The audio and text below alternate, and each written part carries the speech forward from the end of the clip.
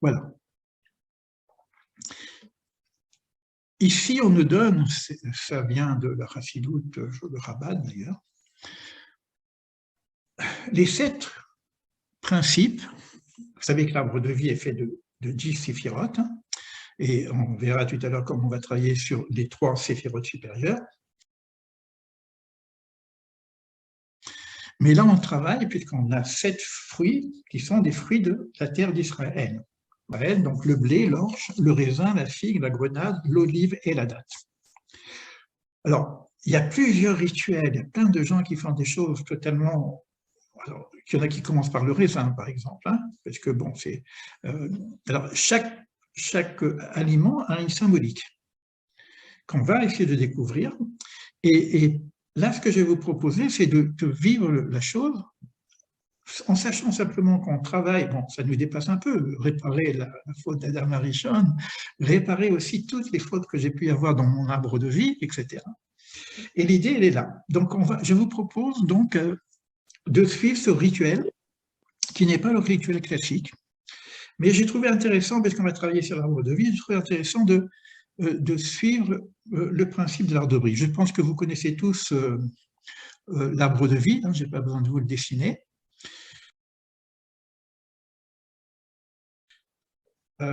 Donc, on va commencer par le blé. Et donc, je vous propose, pour ceux qui ont des gâteaux, de prendre un bout de gâteau.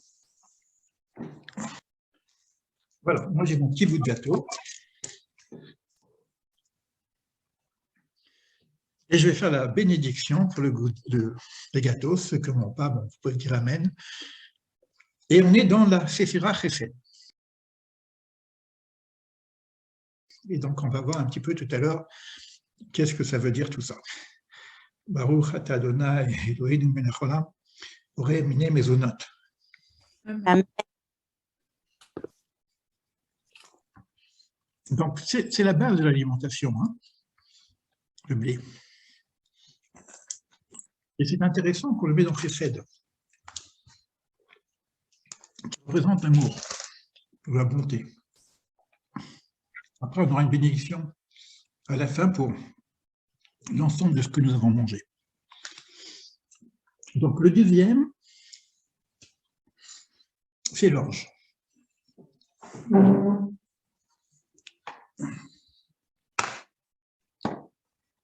Comme je n'ai pas d'orge, j'ai pris de la bière. Donc, je vais faire une autre bénédiction, que tout a été écrit par sa parole. Alors, ceux qui ont de l'orge, c'est bien. Gévora la vérité.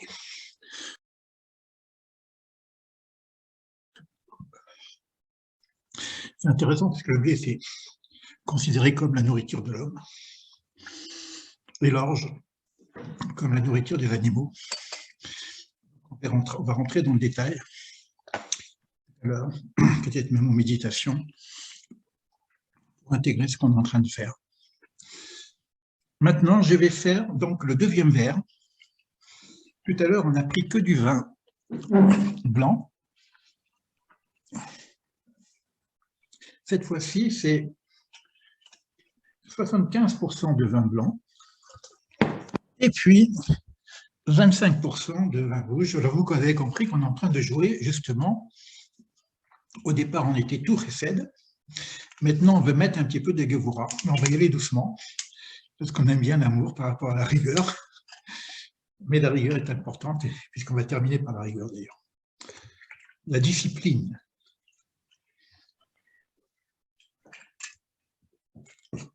Alors, comme on a déjà fait la bénédiction, évidemment, on n'a pas besoin de la refaire.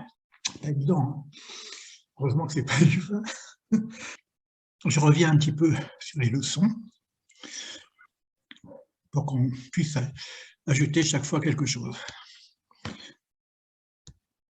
Donc, on a parlé de Bereshit, et puis on va essayer de trouver des rapports par rapport à l'arbre, des racines. Alors, ce qui est intéressant au niveau de l'arbre, c'est qu'on ne voit pas les racines. Ils sont virtuellement invisibles. En plus, par rapport à l'arbre qui a un beau paraître à l'extérieur, au niveau des couleurs, de sa forme, etc., les racines, ça a l'air d'aller un peu partout. Ça ne mange pas, il n'y a rien, quoi. Mais sans les racines, l'arbre ne peut pas survivre. Et comme nous sommes donc un arbre inversé, il faut imaginer nos racines au ciel. Pourquoi ces racines vont pas simplement nourrir l'arbre, mais il y a comme si l'arbre désire pas simplement avoir des fruits pour nourrir le monde, de la même façon l'homme, il a besoin de connaissances pour nourrir le monde et enseigner, mais l'arbre a envie de se reproduire à travers les graines. Et pour que ça marche, il va falloir des éléments parfois extérieurs. Vous savez que même les plantes ont des éléments masculins, féminins, et c'est parfois les insectes, les abeilles, les papillons qui transportent un petit peu ces éléments d'un endroit à un autre endroit. Donc c'est au niveau du sens, c'est qu'on n'est pas seul au monde. On ne peut pas chercher à se réaliser tout seul en recevant l'influx divin et être en samadhi comme ça, seul dans notre montagne. On a envie de produire. Et on produit aussi par des graines. Vous savez, dans mes écritures, souvent je parle des graines de sens. Donc, dans les échanges qu'on a avec le monde, parfois on donne des fruits, c'est des choses bien concrètes, et parfois on donne des graines. À savoir que ces graines-là, il faut les planter, il faut les arroser, et puis de la même façon que l'arbre a besoin de soleil, besoin d'air, besoin de terre, de minéraux, et les graines c'est pareil. On est dans un esprit extrêmement écologique au niveau de la nature. C'est-à-dire qu'on doit respecter les arbres. On n'a pas le droit d'arracher, par exemple, un arbre fruitier. Et on ne peut pas couper les arbres comme ça gratuitement. Je vous donnerai des petites références tout à l'heure. Mais cette écologie, elle est également à l'intérieur de nous-mêmes.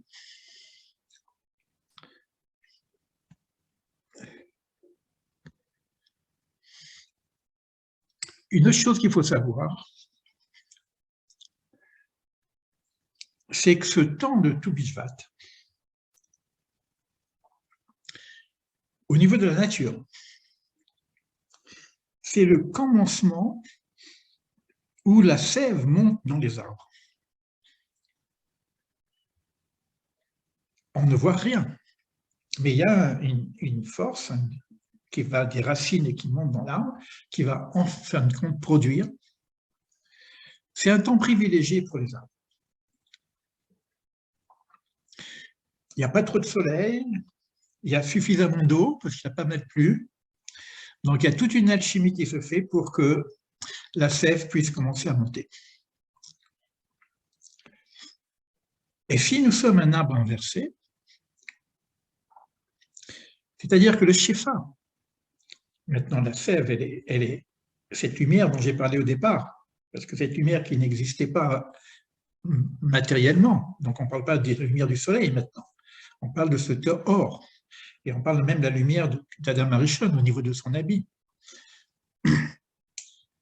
Eh bien, c'est un temps d'hiver où il fait froid, mais tout se cache à l'intérieur, et le Shefa divin, c'est un des moments, parce qu'il y a beaucoup de moments, la sortie d'Égypte, on a des moments très particuliers, mais là, on est comme un arbre. Pourquoi je vous dis ça? Parce que comme on doit alimenter les sphères supérieures, c'est la Chokhmah et la Bina, parce que tout va se faire de toute façon avec le tikkun de la Bina. Donc on a Keter, Chokhmah, Bina.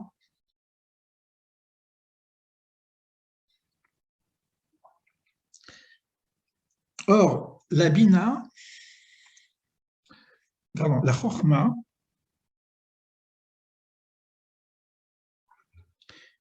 ne peut pas être connectée s'il n'y a pas un vide. Vous savez que lorsque Dieu a créé le monde, il s'est vidé lui-même, en quelque sorte, c'est une façon de parler, mais Tzimtzum, il a réduit sa présence pour qu'il y ait un espace pour la création.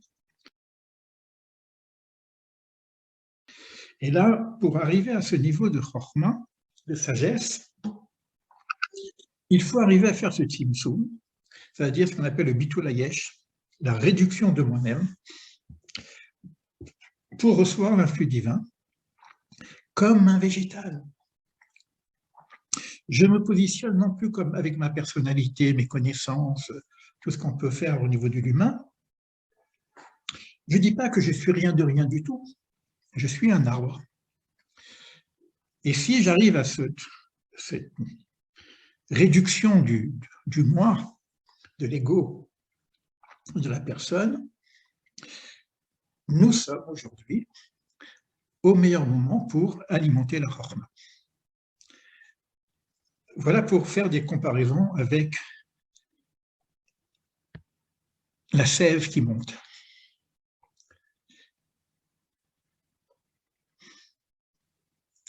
Maintenant, vous savez, on a un autre exemple de l'allaitement.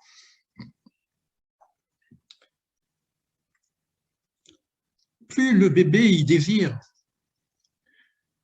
du lait, plus il se met à prendre le lait, plus le lait monte. Si l'enfant ne prend pas son lait, eh ben, la femme aura de moins en moins de lait. Parce que là, on est maintenant dans l'autre aspect, du côté de la mère, dans la Bina. C'est-à-dire qu'il faut qu'il y ait une forme de désir d'être alimenté par cet influx divin. Et plus le désir est fort, plus je fais cette réduction de moi-même comme un bébé ou comme un arbre, et à ce moment-là, l'influx divin peut se manifester. Vous voyez qu'on est dans des démarches ici d'une simplicité incroyable. On n'a pas besoin de connaître toute la Kabbale et les métaphysiques, etc. Ce n'est pas encore la voie du cœur, c'est quand même encore moins, plus que la voie du cœur, c'est une forme de vide intérieur, mais en même temps de désir. S'il n'y a pas de désir, ça ne marche pas. On sait ce que c'est le désir. D'ailleurs, on nous donne des fruits pour avoir aussi le désir, parce qu'il faut les manger avec désir. Pour manger aussi la sève qu'il y a dans les fruits, puisque tout ce qu'on va manger maintenant, c'est du divin.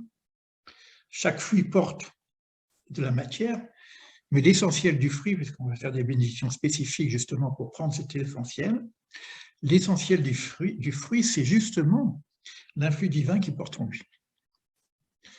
Voilà pour cette petite introduction, et on va avancer progressivement dans les autres textes.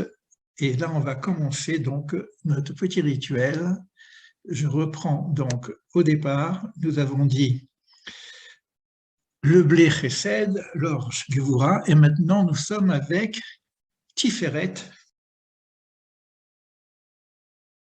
qui est au cœur, c'est les raisins. Alors, soit vous avez des raisins, soit vous avez des raisins secs, et nous allons faire la bénédiction de l'arbre des fruits. Et une fois que je fais la bénédiction de l'arbre ou des fruits, je n'aurai plus besoin de faire d'autres bénédictions pour les autres fruits. Ça contient tous les arbres de fruits. Par contre, oui, c'est bon. Par contre, ça ne va pas contenir l'arbre de la terre, le fruit de la terre. Donc, on est pour l'instant avec l'arbre des fruits et on va avoir 4 fruits de l'arbre qui sont les fruits justement qu'on appelle les fruits d'Israël. Je fais la bénédiction donc sur le raisin.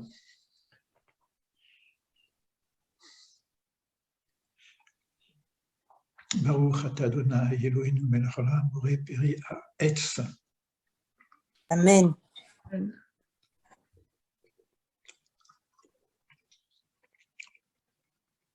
On ne mange pas que la matière.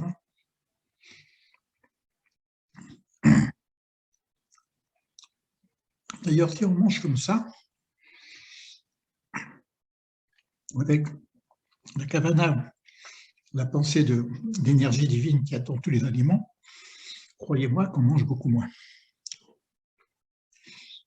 C'est une autre force dans l'aliment. Alors, ce raisin, qui est à Tiferet, il est caractérisé par la joie.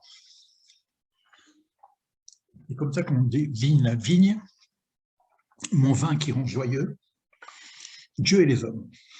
Dans le Talmud, on dit aussi, puisque c'est en rapport aussi avec le vin, quand le vin pénètre, celui qui boit du vin, sa partie cachée émerge. D'ailleurs, c'est pour ça qu'à Pourim, on boit pas mal de vin, pour ressortir notre côté caché. Mais l'idée aussi, on sait que Dieu est de l'ordre de l'invisible, l'ineffable, esterpanime, et à travers cette consommation, que ce soit du vin ou le fruit de la vigne, on essaye aussi de ressortir un peu cette face cachée du divin. Voilà pour le vin. Alors maintenant, on va faire la deuxième. Alors, vous avez vu qu'on a fait Chesed de Gvura. Bon, au niveau physiologique, on dit de la droite et la gauche. On est arrivé donc à Tiferet. Donc on a les 2 branches ici par les bras. Maintenant, on va travailler sur les 2 branches au niveau des fondations. Et une idée comme ça de représentativité, parce qu'il y a un symbole au niveau des mains qui sont dans le travail et les jambes qui sont dans le mouvement. Donc, on peut voir le symbole. Et nous allons donc manger la figue qui correspond à Netzar.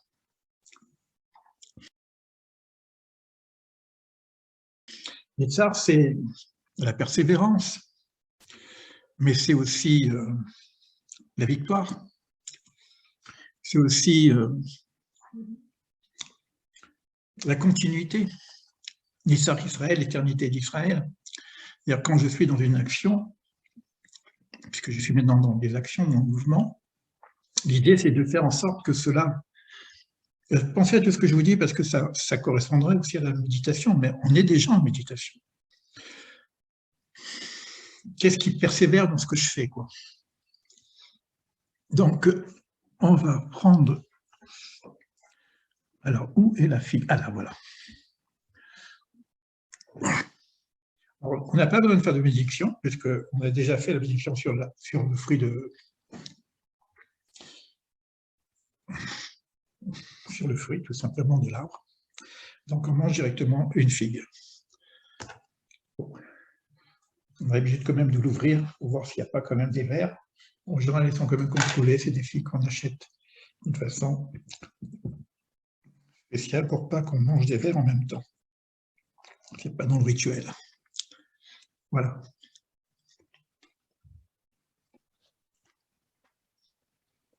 Il y en a qui disent que la figue pourrait correspondre à l'arbre du bien et du mal. Après la faute, on voit que Ève se couvre de feuilles de figues. Mais bon, on est toujours dans la symbolique. En tout cas, sous forme positive, comme c'est Netzach, persévérance, la figue va représenter la capacité d'implication profonde dans toutes nos entreprises pour qu'elles perdurent. Et il y a un rapport de proximité entre ce que je vais faire. Pensez que c'est aussi, Netzach, c'est Moïse, hein, de ce que je fais dans ma vie et ce que je suis. C'est aussi l'idée de trouver sa fonction dans ce monde. C'est pas que si on joue le jeu, c'est pas que je mange une figue, puisque évidemment je mange une nourriture, mais l'intentionnalité, elle est de construire justement cet arbre que je suis. Et là donc je construis cette partie qu'on appelle Netzach.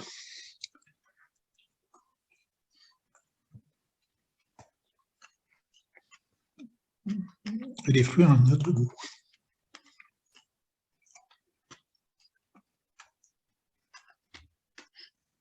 Alors, il y a un fruit qui est particulièrement apprécié, le rituel, aussi bien à Rosh Hashanah, jour de l'an universel, comme là maintenant, c'est la grenade. Il y a une particularité, la grenade, c'est la quantité de graines. Alors, on a parlé des graines, donc on consomme un maximum de graines. Il y en a qui disent que ça correspondrait aux 613 graines d'attitude et d'action qui sont les mitzvot. Je ne me suis pas encore amusé à les compter.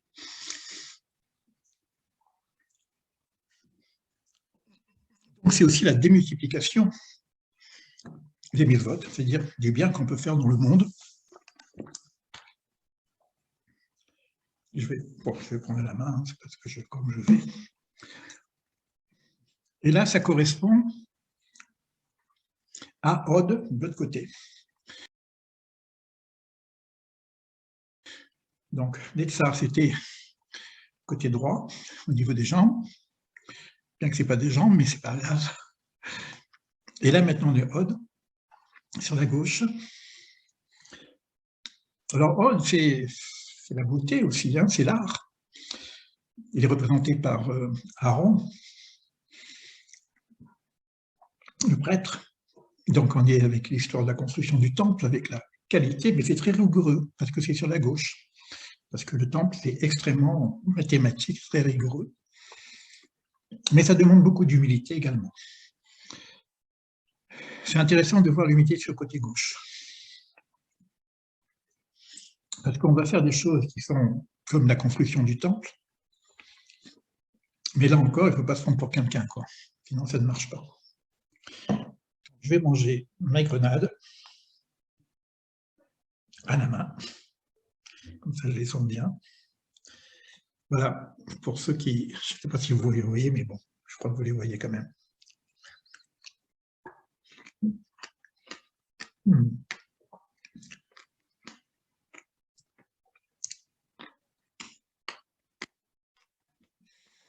Excellent. Alors, l'idée de la grenade, quand vous voyez la grenade, comme ça, vous ne pouvez pas imaginer le nombre de graines qu'il y a à l'intérieur, le potentiel qu'il y a. Ben, si nous sommes grenades, c'est-à-dire que nous avons également toutes ces graines à l'intérieur de nous-mêmes. Toutes ces possibilités, ce potentiel de bonnes actions sont en nous. Donc ça représente la capacité de me dépasser, d'agir d'une façon qui nous surpasse. Souvent, on n'ose pas parce qu'on est... Mais on doit quand même garder l'humilité. Hein. C'est ça l'enjeu, c'est que malgré l'humilité, je peux faire des grandes choses. Je peux atteindre un niveau d'état spirituel intérieur grâce à toutes ces graines. Voilà. Alors, comme on a fait précède la bonté qui est représentée par Abraham, Gévura, l'orge, qui est la rigueur et la discipline, on est arrivé donc à former ce triangle avec l'harmonie de Tiferet et le raisin. Et là, donc, on vient de travailler sur les deux principes, droite-gauche, les tsaréodes. Et avant de faire le triangle en bas avec Yesod, on va prendre encore du vin. Et là, c'est 50-50. C'est incroyable ce qu'on est en train de faire. Hein. Je ne sais pas si vous êtes... Je ne sais pas, je trouve que c'est énorme. En tout cas, je vous fais participer complètement.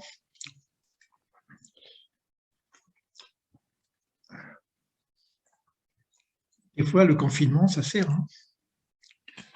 Je suis seul. J'ai dit, bon, je vais faire ça avec ma petite équipe.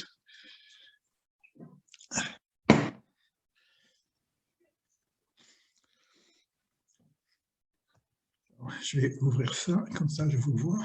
Voilà.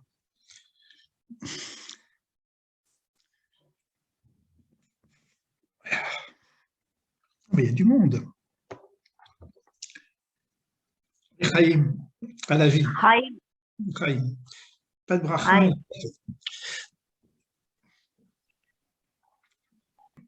Vous voyez qu'on prend 50-50. Notre saréode, il faut vraiment un équilibre. Il n'y a pas d'équilibre en boîte. De la même façon, en haut, c'est Dekvoura, c'est l'équilibre de la balance. Moi, je me balance depuis tout à l'heure. Donc, maintenant, on va dans Yesod.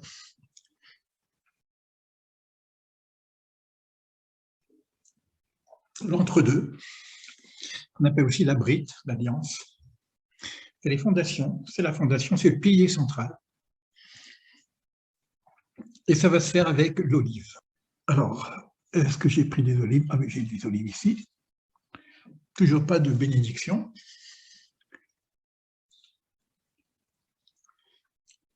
Alors, l'olive, c'est intéressant parce que si elle n'est pas trempée, dans les saumures, c'est immangeable, c'est trop amer. Lorsqu'on le met dans les saumures, ça devient mangeable. Et si on l'écrase, ça devient de l'huile. Donc on a ici un rapport avec l'huile.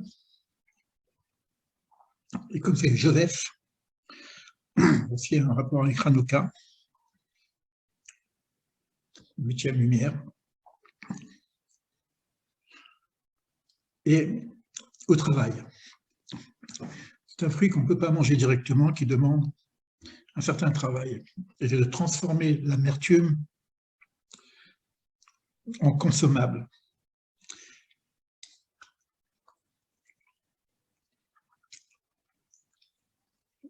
Et l'huile, c'est non seulement un aliment, mais c'est ça qui permet d'allumer les lumières. Avant, c'était avec l'huile qu'on allumait les lumières, avec les mèches. Et donc, vous voyez, on passe de cette lumière Shefa non matérielle, et on incarne cette lumière en la rendant matérielle, parce que l'huile, la flamme, on peut la voir.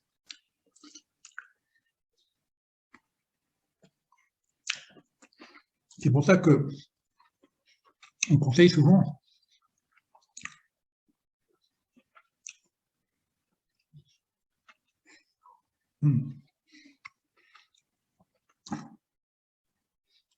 je découvre les goûts, c'est incroyable.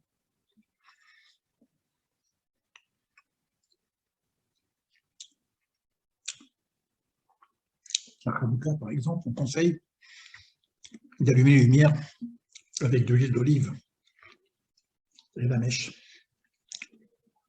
Et nous sommes la mèche. Par le dernier fruit du rituel qui va correspondre donc à la finalité, la réalisation qui est dans Malchut, en bas, qui représente la royauté. On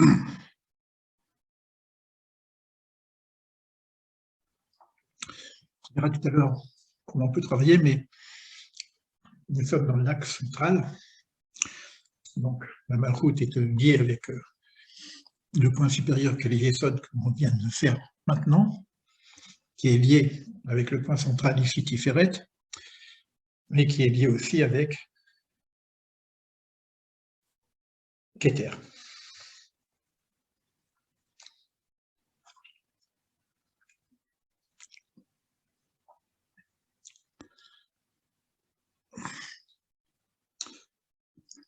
Et ça va se faire avec la date. Mais avant, on va voir le 4e vers, où là, on met 3/4, 1/4 de blanc et 3/4 de rouge. On a vraiment fait le rituel complet.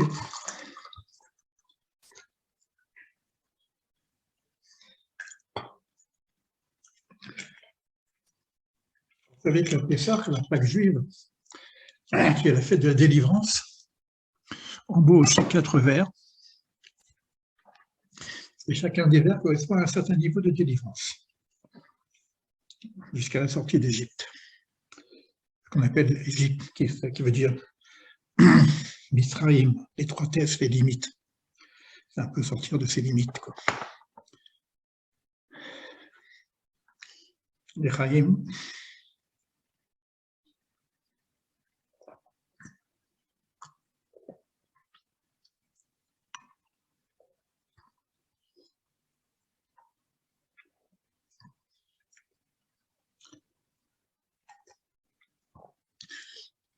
j'ai pris du stress.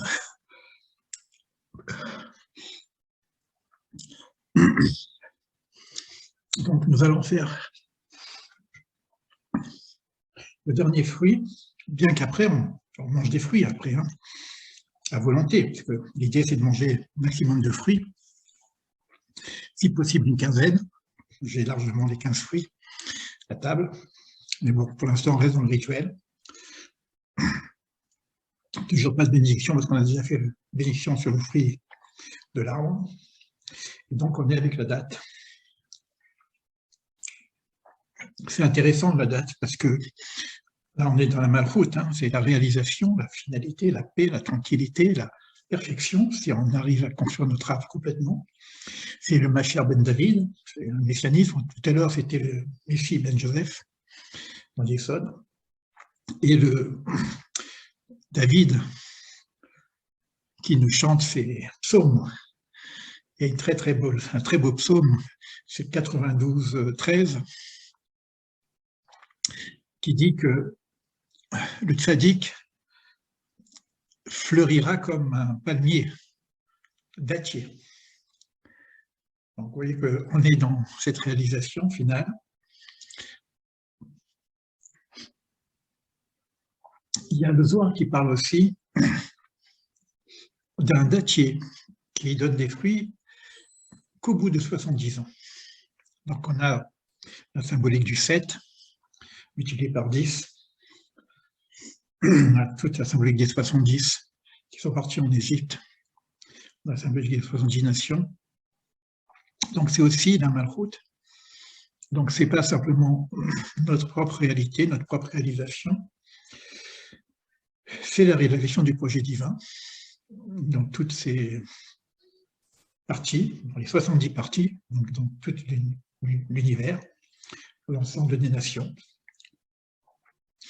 Donc, on va consommer ces dates avec une pensée pour la paix universelle.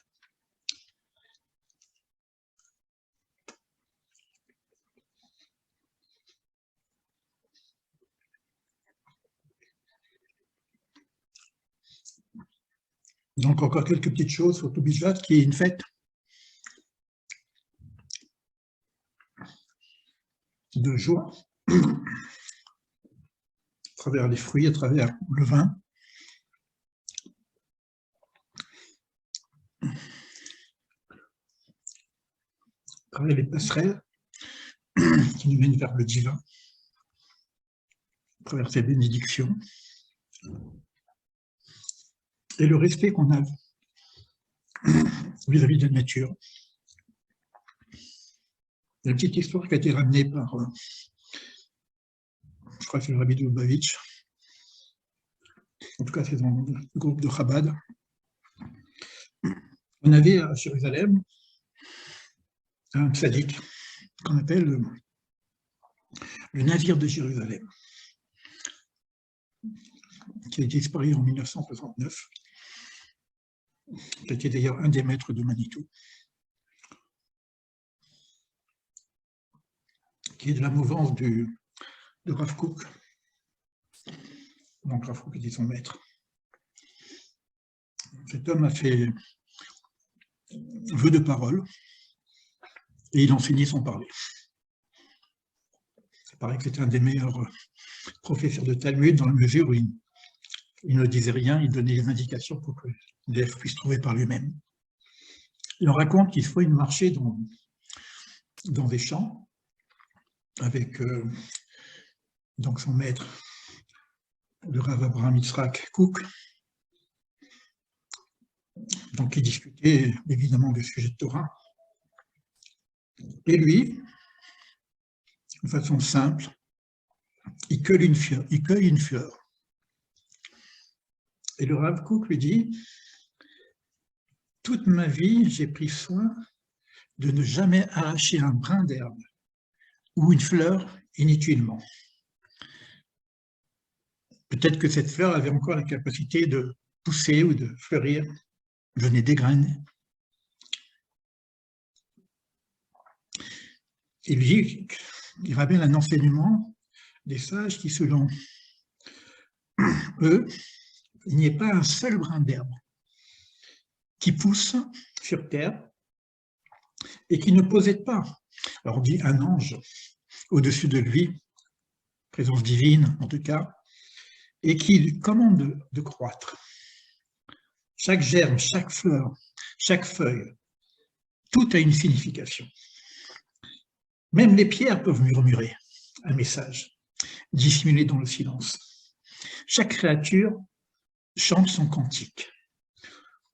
C'est une leçon de morale, c'est-à-dire qu'on n'arrache pas une fleur pour rien. Éventuellement, bon, si c'est pour embellir la maison, pour Shabbat, etc., on peut dire qu'elle va servir de quelque chose. On n'arrache pas une branche d'un arbre pour rien. Donc il y a ce respect, on avait vu tout à l'heure que le premier commandement qui était donné à Adam, c'était de garder et de protéger ce jardin. Donc c'est aussi une leçon d'écologie extraordinaire que nous apprend cette fête.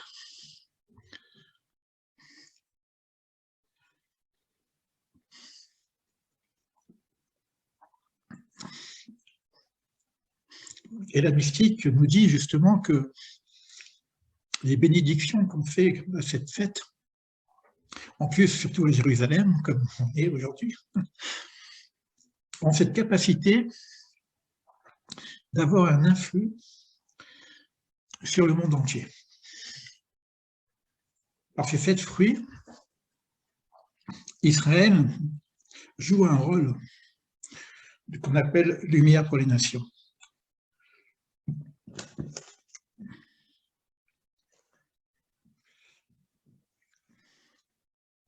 C'est comme si on peut vraiment jouer le rôle ontologique d'Israël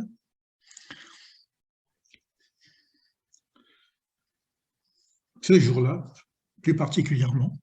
Il y a d'autres jours, on fait aussi Sukkot, puisqu'on fait un travail pour l'ensemble des nations, Rosh Hashanah, va d'une façon un peu plus spéciale, puisqu'on parle de ce rapport entre le plaisir, l'amour et la discipline.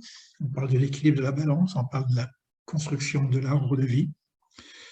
Donc on est dans une situation privilégiée pour faire ce Or Lagoïm, lumière pour les nations.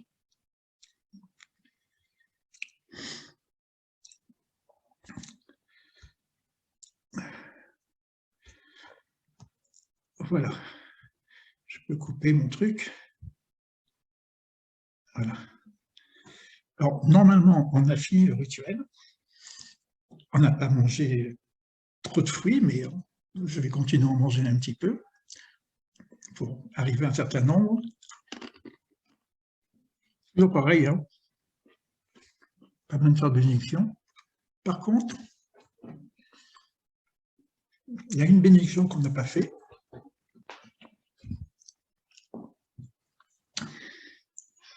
C'est les fruits de la terre. La banane. Donc, on ne comprend pas, mais un bananier, ce n'est pas un arbre. Eh bien non. Puis regardez les bananiers, c'est une plante. D'ailleurs, elle se déplace. Je ne sais pas si j'ai d'autres fruits de la terre. Non, c'est la seule que j'ai. On va essayer de prendre des fraises.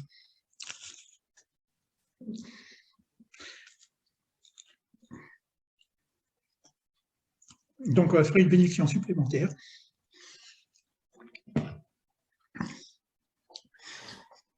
Qu'on n'a pas fait puisqu'on n'a mangé que des fruits de l'arbre. Baruch ata Adonai Eloheinu melech haolam boré pere Adam. Amen. Je suis un peu sourd, hein, je n'ai pas besoin. La première fois, je me saoule avec du jus de raisin.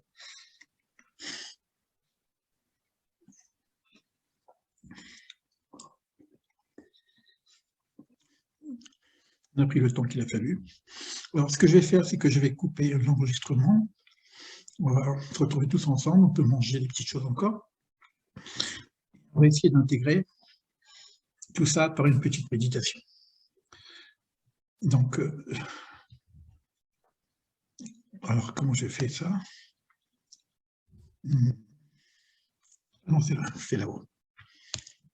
Voilà.